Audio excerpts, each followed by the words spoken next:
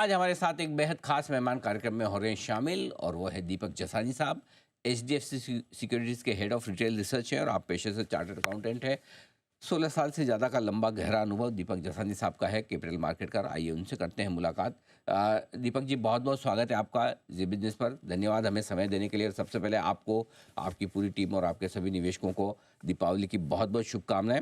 अगला साल बेहद समृद्धि लेकर आए, ऐसी हमारी शुभकामना आपके साथ है। बताएं सर, पहले तो बाजार का मूड माहौल थोड़ा सा दिवाली से पहले थोड़ा ढीला तो हुआ है, लेकिन क्या उम्मीद रखें इस दिवाली से अगली दिवाली तक बाजार रहेंगे मजबूत, पैसा बनाने का मौका मिलेगा सर? Good morning. सबसे पहले आप लोगों को भी जी बिजनेस पे दिवाली की ढेर सारी शुभकामनाएं। आपके व्यूअर्स को भी बहुत सारी शुभकामनाएं दिवाली दिवाली की। नाउ जैसे कि आपको पता है कि लास्ट दिवाली से ये दिवाली तक निफ्टी कुछ 24% बढ़ चुका है और mid cap and small cap 38 to 41% बढ़ चुके हैं। So to expect a similar performance in the next year is slightly difficult. एक एक महीने का हमने एक करेक्शन मोड देखा था सितंबर से अक्टूबर तक, और अब मुझे लग रहा है कि एक महीना टैक्टिकली बाजार अच्छा रह सकता है। पोस्ट यूएस इलेक्शंस का जो भी आउटकम हो, whoever comes as a president, I think once the elections out of the way हो जाएंगे तो बाजारों में, सारे बाजारों में थोड़ी सी तेजी आ सकती है। बिकॉज ऑफ दी जो अनसर्टनिटी है वो खत्म हो जाएगी।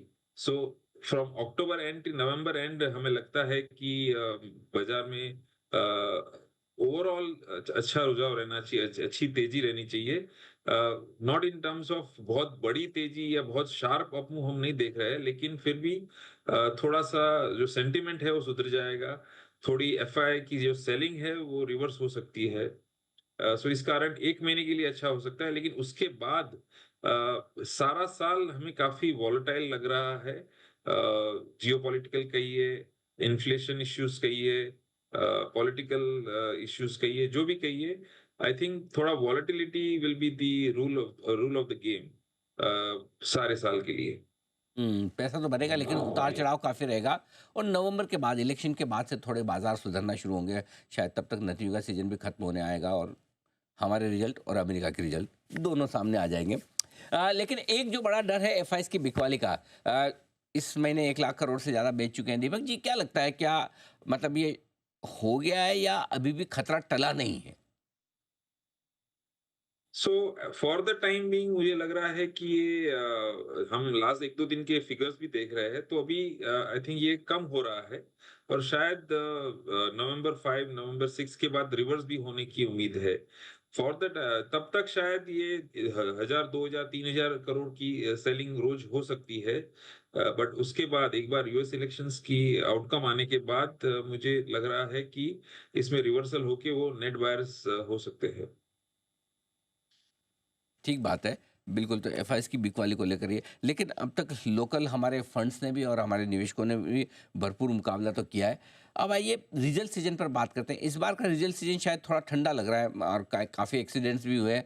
क्या उम्मीद रखी जाए, क्या अगले 6 महीने कंपनियों के नतीजों के लिहाज से थोड़े बेहतर हो सकते हैं सर? जैसे आपने बताया, एग्री विथ यू, रिजल्ट्स ये बार थोड़े से म्यूटेड ही है अक्रॉस द बोर्ड। सारे सेक्टर्स में, कुछ दो चार सेक्टरों को छोड़ के मेरे ख्याल से सारे सेक्टर्स में थोड़ा सा डिसअपॉइंटमेंट ही दिया है।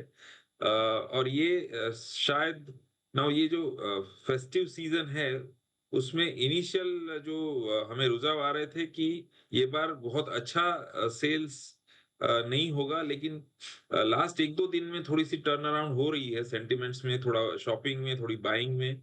तो हमें उम्मीद है कि थर्ड क्वार्टर शायद टर्न अराउंड हो सकता है रिजल्ट्स में।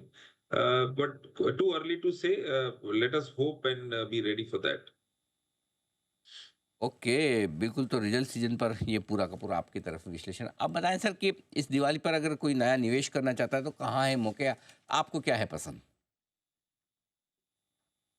मेरे ख्याल से नए इन्वेस्टर को म्यूचुअल फंड की रूट से ही जाना चाहिए। पहले सिप के बेसिस पे शुरू करना चाहिए और उसके बाद डायरेक्ट इक्विटी में आना चाहिए कुछ सालों के बाद।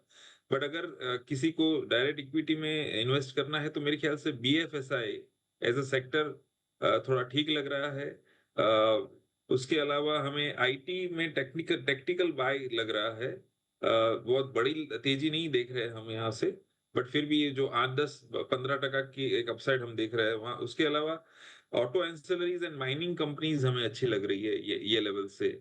सो बेसिकली ये 3-4 सेक्टर में ध्यान रख सकते हैं नए इन्वेस्टर्स।